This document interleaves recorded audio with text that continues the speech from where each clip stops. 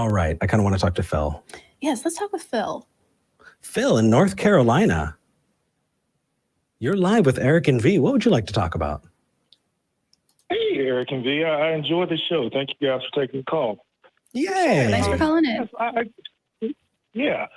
I would be, I guess, a quick history. I was agnostic for about 15 years after growing up in a very, very religious home. And my mantra was, I don't know and I'm okay. And then I stumbled on John Shelby Spong, not sure if you're familiar, but a Episcopal bishop who really casted the Christian story in a different perspective. So that was, and I would say now, if pushed, I would consider myself a Christian in the John Shelby Spong fashion. I think it's pretty harmless. I think you still get the God that so many people want. And I guess I was calling to say that the last time I Googled it, because I just think about religion and listen to you guys all the time and atheist experience and all the other stuff. But 85% of the world believes in something. You know, if we look at our history, we've always believed in something as a human race. So if 85%, even now with all the information, even looking at all the information that we see in the Bible and the holy books and the ridiculousness of it, and people still say yes. You know, burning bush, Exodus 21, if they still do that, it seems like if they're pushed to something that's a little bit more benign, or they could believe in that, it'd be a much better existence for both of us. So here's the thing. I think the first is my mom told me as a child, if all of your friends jumped off a bridge, would you? Right. Right. When it comes to philosophy, this is the ad populum argument, right? It's true because a lot of people believe it. I think no matter how many people believe a thing, that actually has no impact on whether or not the thing itself is true. Mm-hmm. It just means that those people believe it. Right. Okay. And so the example I would give you, because I was agnostic for about 15 years, but I was very frustrated too, because I'm African American. I would take African American friends and family through Exodus 21 and go, how in the bleepity bleep can you make okay with this? How do you make this okay? And person after person, they would twist themselves in what I call theological pretzels as African Americans to make Exodus 21 okay. And I after a while I went, there's something there. They're looking at the same bullshit that I'm looking at, but somehow they have to make it right. And I don't have that thing, but 85% of the world does. And I absolutely believe that the secular and atheists are way closer to the truth than any religion. However, I go, it exists though. 85% of the world exists, and a better way forward, so we don't have to downgrade the LGBTQ community, that we don't have to downgrade women, is to be able to cast this story possibly in another way that seems like a more honest approach, and say, hey, you get most of your God, you get your choir, you get your social, but you just don't have to sit in judgment of other people. Yeah. Do you know that in 2017 the USDA did a study, and apparently 7% of Americans think chocolate milk comes from brown cows, and 48% don't know how it's made. That's it's over 16 million American adults don't know how chocolate milk is made. Does that mean that we don't know how chocolate milk is made because 50% of Americans don't know?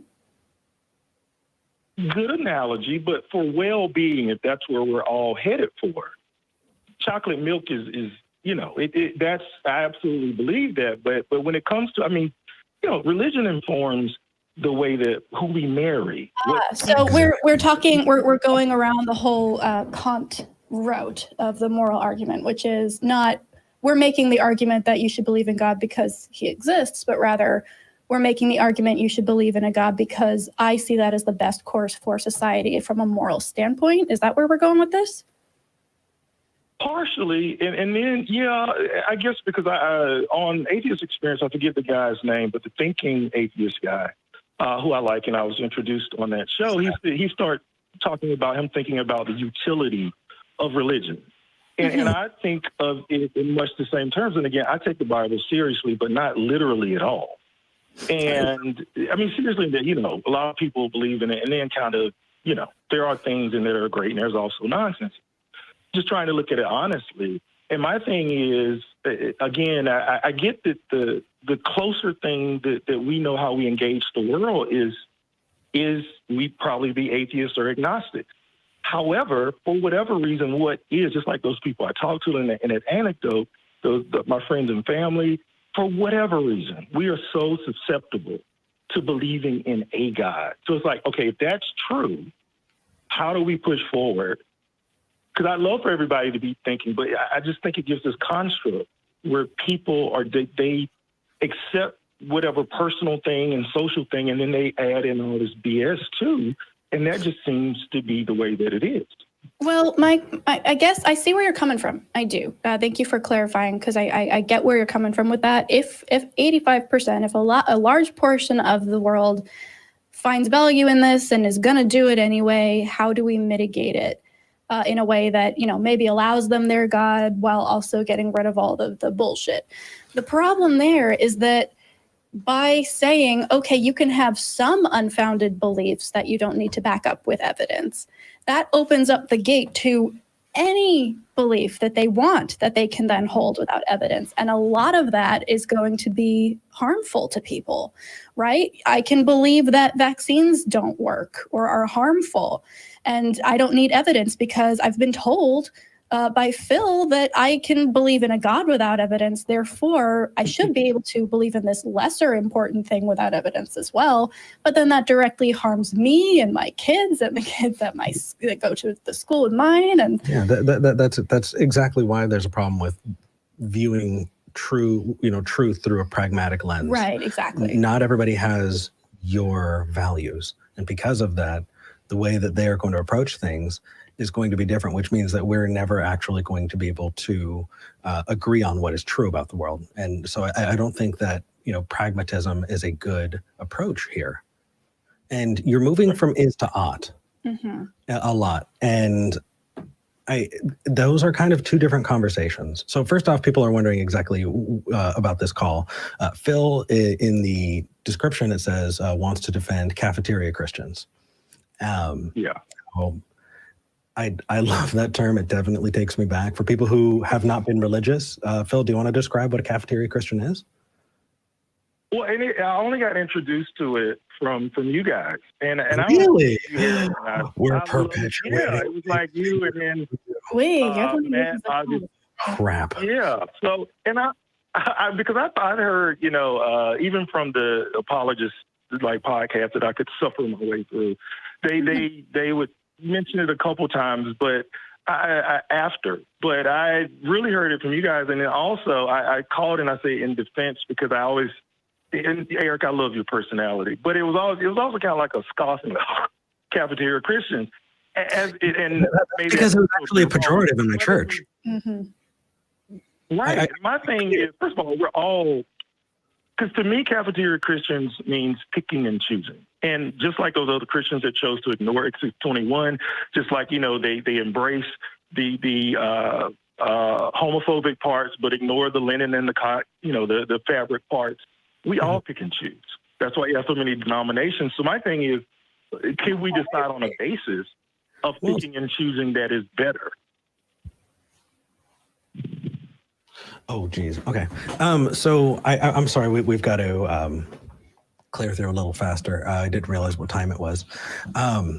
So again, though, that's really a question of how we ought to treat people, not whether or not that God is true. And we can talk about either, but if we talk about both at the same time, I think we're going to talk past each other. And I do think that there is value in moving people along slowly, right? We don't have to say your beliefs are unfounded and harmful, therefore you should get rid of all of them right away. That's the only option. If people are cafeteria Christianing all over the place and being like, okay, well, I'm only picking the good stuff and the stuff that works with humanist values and the stuff that's progressive, that's great. I have so many progressive Christian friends who cherry pick the hell out of their holy text, right? They just, go at it with a fucking sledgehammer. But I appreciate them because they are moving towards a future that is progressive, that is humanist, that is compassionate, and that's great. And I'm not going to say that they're doing a bad thing, but they are also opening themselves up to potential harmful thoughts because they aren't actually engaging in critical thought to the extent that it would get them out of the faith altogether. So I'm not saying by any means, I don't think we would hold the line that if you're a cafeteria Christian, you should be a fundamentalist instead. The goal is to get you slowly out of fundamentalism if possible. And if cafeteria Christian is a stop on that journey, then that's cool. I think that it's the motivation is good there, right? The motivation is I need to make this work with the people around me and the world that I live in and have this benefit other people. Those are good instincts. And if that's the way you interpret it, that's great. But that can't be the end goal. Exactly. And we do hold our own accountable too. Earlier on in this episode, we had somebody call in who said, should I, could I, what would be the right way to go about talking to people about this kind of a thing? Right. We do hold our own accountable. It's not a question of ought. This is a question of is. If it is just true that God exists, it doesn't matter if that God's a nice person. It doesn't matter if that God's a terrible monster. We just want to know first if that God exists, right. And then we can have other conversations about the nature of that God. And so you're kind of moving into this people should territory. And I think first, let's start with the is territory. Let's start ontologically. And I know you guys mentioned time, so if you need to go, I can go, but I'll keep going until that. But I'd love for you to call back in. Okay. Sure. Yeah, I'll call back. But I really appreciate the conversation. Thanks. Yeah, we appreciate it too. Sure. Phil, do me a favor, man. Call earlier. I would have loved to see you at the top of the show and been like, cool, we can talk to Phil, and made sure that we had made more time for you. Yeah, call in right at the top of the hour. Make sure you mention that we talked to you last week, and happy to talk to you again. Yeah. I will do that. You guys have a good Sunday. You as well.